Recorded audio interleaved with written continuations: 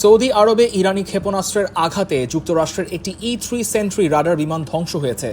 ফলে ইরানে হামলা শনাক্ত করার মার্কিন সক্ষমতা ক্ষতিগ্রস্ত হতে পারে বলে মনে করছেন বিশ্লেষকরা।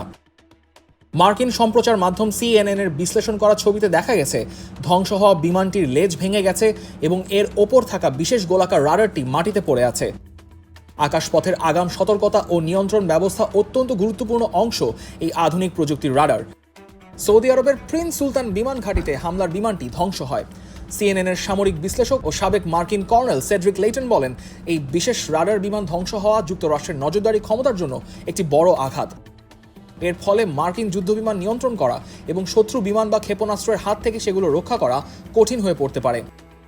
এই রাডার বিমানগুলো দশকের পর দশক ধরে মার্কিন সামরিক বাহিনীর গুরুত্বপূর্ণ অংশ হিসেবে কাজ করছে। এটি আকাশ থেকে 1,20,000 বর্গমাইল এলাকা জুড়ে নজরদারি চালাতে পারে। যুক্তরাষ্ট্রের কাছে এমন 17টি বিমান রয়েছে যা তাদের জন্য একটি বড় শক্তি হিসেবে বিবেচিত হয়। CNN এর দাবি, ইরানের এই হামলায় অন্তত 10 জন মার্কিন সেনা সদস্য আহত হয়েছেন, তবে কেউ মারা যাননি।